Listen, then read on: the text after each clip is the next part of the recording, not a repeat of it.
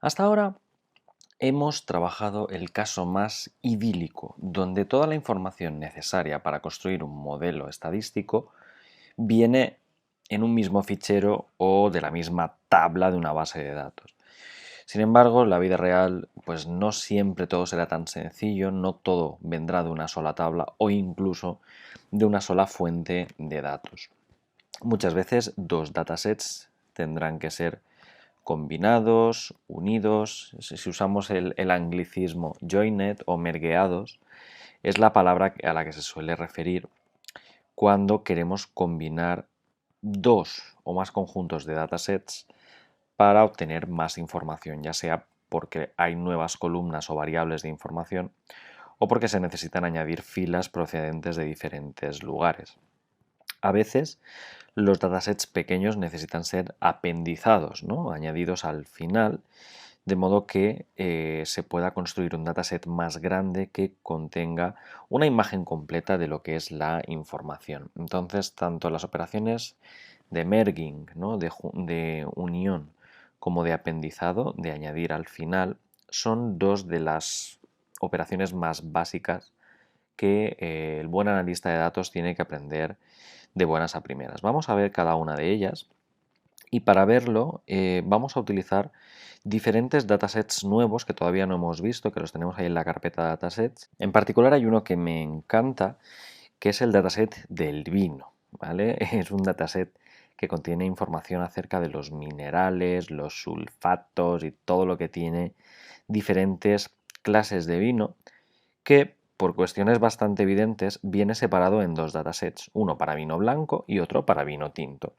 Cada una de esas muestras representa diferentes tomas, diferentes muestras de vinos de tipo blanco o de tipo tinto y han sido guardados en dos datasets, en dos bases de datos, en dos tablas diferentes. Así que vamos a crear un nuevo notebook.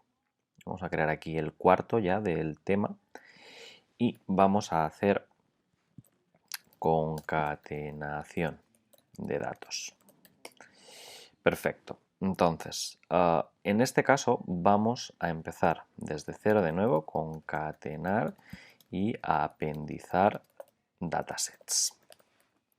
Perfecto, ya sabéis que normalmente todas estas operaciones de lectura, escritura y demás vienen de la librería Pandas. Entonces la importamos en primer lugar y vamos a tener, por ejemplo, uno de los dos datasets, el de vino rojo, pues data o red wine, el vino rojo, ¿vale? Pareceremos unos borrachos hoy analizando. Pandas.readcsv y la tenemos dentro, un nivel más arriba la tengo yo dentro de la carpeta de datasets. Creo que lo puse dentro de wine. No sé si lo llamé wine, no me acuerdo de cómo le llamé a la subcarpeta. Vamos a echarle un vistazo. La tengo, a ver, en developer, Anaconda Projects, Python, Datasets. A ver, Wine, W minúscula. Ah, claro, las carpetas siempre las pongo en minúsculas, por eso no me salía. Wine, ¿vale? En la carpeta del vino, pues hay un Wine Quality Red y Wine Quality White. La calidad del vino tinto y la calidad del vino blanco, respectivamente. Vamos a poner el del vino tinto y si no me equivoco, este dataset es un poco malote porque está guardado con punto y coma de separador, ¿vale? Entonces voy a especificar separador igual a punto y coma porque si no me equivoco, este dataset venía un poquito especial y para ver si se ha cargado bien voy a hacer un head y así voy a descubrirlo. Exacto.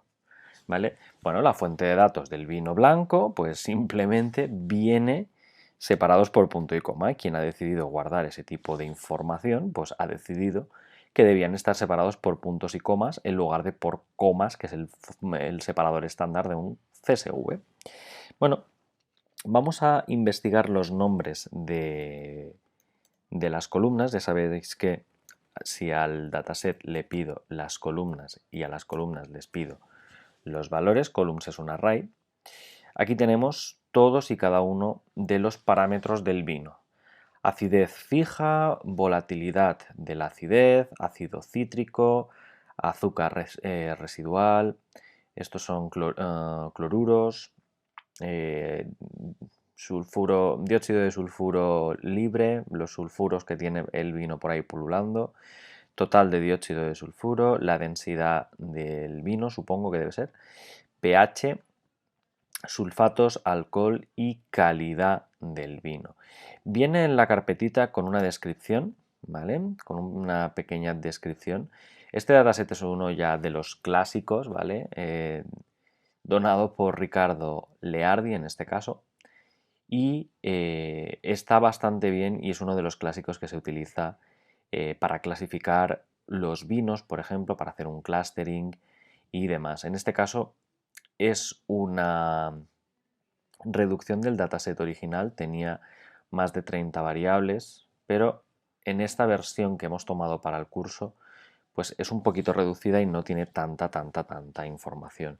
¿Y cuántos vinos hay aquí? Pues bueno, si a Red Wine le pido la forma, la shape, pues nos damos cuenta que hay ni más ni menos que 1599 vinos totalmente diferentes, ¿de acuerdo? Hemos analizado 1599 botellas de vino diferentes, ¿de acuerdo? Fijaros que aquí no hay ninguna referencia, por ejemplo, a la marca del vino o al tipo de uva, si es un tempranillo, si es un reserva o si es un crianza, ¿de acuerdo? Fijaros que todo lo que es información de ese estilo es obviada y eso es porque en la base de datos simplemente nos hemos centrado en las componentes del vino, no el vino en sí, ¿de acuerdo? Bueno, ahora tendríamos que hacer lo mismo con el otro tipo de vino, white wine, el vino blanco, pues con pandas, leemos el CSV que está un nivel más arriba dentro de datasets, dentro de wine, llamado wine quality -white para el vino blanco, y vamos a hacer una cabecera para ver que se ha cargado bien, un head. Ahí, ¿veis? Error, me he dejado el separador, veis que está separado por punto y coma. Esto es lo típico, cargarlo de forma normal y corriente, cuando lo cargáis veis que aquí aparecen los puntos y comas y esto ya os tienen que chirriar los oídos de que os habéis dejado algo. En mi caso que el separador es un punto y coma en lugar de la coma estándar y fijaros ahora sí, lo carga bien. Equivocaros, estáis en vuestro derecho a meter la patorra. Entonces fijaros que este segundo dataset es muy similar al anterior, ¿vale? Son muy parecidos y simplemente la forma de confirmarlo, aunque yo creo que ya lo veis todos, es pedirle las columnas, los nombres de las columnas, columns.values, y en efecto confirmamos que no solo son las mismas, sino que encima vienen en el mismo orden, ¿vale? Entonces, fijaros que pues ya tenemos la confirmación de que procede de la misma fuente de datos o que se ha almacenado al menos igual, pero que por razones en este caso logísticas, de que uno es vino tinto y el otro es vino blanco, están en dos datasets separados. ¿Cuántos vinos blancos hay? Pues bueno, whitewine.shape, pues 4.898. Aquí el señor que era Ricardo, que no me acuerdo, Ricardo Leardi, le encantaba más el vino blanco que el vino tinto, así que después de zamparse casi 5.000 botellas, elaboró el dataset. Entonces, claro, ahora que tenemos tanto el data 1, el data del vino blanco como el data del vino tinto, nos damos cuenta de que ambos datasets son muy similares, tanto en términos del nombre de columna como del tipo de dato que tiene cada columna. Además, todas tienen 12, se llaman exactamente igual. Podría ser que no se llamaran igual, pero en nuestro caso es que hasta se llaman igual. Y la única diferencia es el número de filas. Hay más vinos blancos que vinos tintos. Estas son las circunstancias ideales para aglutinar dos datasets horizontalmente, ¿de acuerdo? Uno debajo del otro. En Python, acordaros que ya os lo dije, lo vamos a poner aquí en un Markdown. En Python tenemos dos tipos de ejes. Vamos a ponerlo además así en notación Markdown. Axis igual a 0 denota el eje horizontal. Y axis igual a 1 denota el eje vertical. ¿Y por qué os pongo esto? Porque precisamente ahora, para combinar los dos datasets, el parámetro axis me ayudará a decidir si los quiero combinar horizontalmente o verticalmente. En nuestro caso está claro que tiene que ir uno debajo del otro, por tanto va a ser una combinación horizontal, es decir, por filas. Para ello podemos utilizar el método concat de concatenación de la librería pandas, ¿vale? Y evidentemente el número de filas al final de la concatenación del dataset resultante tendría que ser la suma de las filas de uno más las filas del otro. Vamos a verlo. Vamos a tener aquí wine data, el dataset del vino, usando la librería de pandas concat, y en este caso concatenamos dentro de un array primero el red wine, coma, y luego el white wine. ¿De acuerdo? Coma, importante, axis igual a 0 para que quede concatenado uno debajo de otro. Para ver que se nos ha concatenado correctamente, no tenemos más que hacer winedata.shape y nos damos cuenta de que en efecto ahora tenemos 6.497 vinos. Fijaros que si sumo los 1.599 de vino tinto más los 4.898 de vino blanco me salen 6.497 de la concatenación. Por tanto, nos fijamos en que la concatenación ha sido correcta, de que las filas se han unido una debajo de la otra y que básicamente hay el mismo número de columnas, ¿vale? Entonces, si ahora nos fijamos en el wine data y hago un punto head, ¿en qué orden se me habrá guardado? Pues fijaros que el head de wine data, fijaros, acidez, ¿vale? 7,4, 7,8, 7,8. No coincide con la del vino blanco, pero sí coincide con la del vino tinto. ¿Por qué? Porque al usar pandas.concat se concatena en este orden los dos datasets. En este caso, el dataset del vino tinto estará encima del dataset del vino blanco, de modo que las primeras filas del dataset wine data serán las que tuviera el del vino tinto, ¿vale? Mientras que las últimas del mismo serán las que tuviera el dataset del vino blanco, ¿de acuerdo?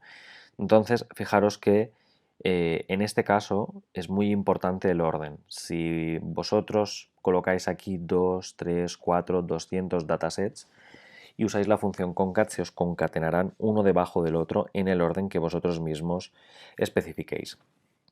Esto en el mundo del data science se llama apilar, ¿vale? Es apilar uno encima de otro los datasets, de modo que si tenéis un data 1, data 2, data 3, data 20, data 1 será estaqueado, será colocado encima de data 2, este encima de data 3, este encima de data 4, etc. ¿Vale? También esta forma de combinar se suele llamar scramblear, ¿vale? Hacer un scramble de los datos. No sabría cómo traducirlo, ¿no? Sería así como una maraña, como un rejuntado. Entonces, para enseñaros el efecto que sufre scramblear o juntar los datos de esta forma, dejadme extraer 10 filas del principio, de en medio y del final del dataset y vamos a juntarlas de diferentes modos, ¿vale? Vamos a tener aquí un data 1 que será del wine data. Me voy a quedar con las filas de la 1 a la... he dicho de 10 en 10, ¿no? De la 1 a la 10, por tanto winedata.geadd10.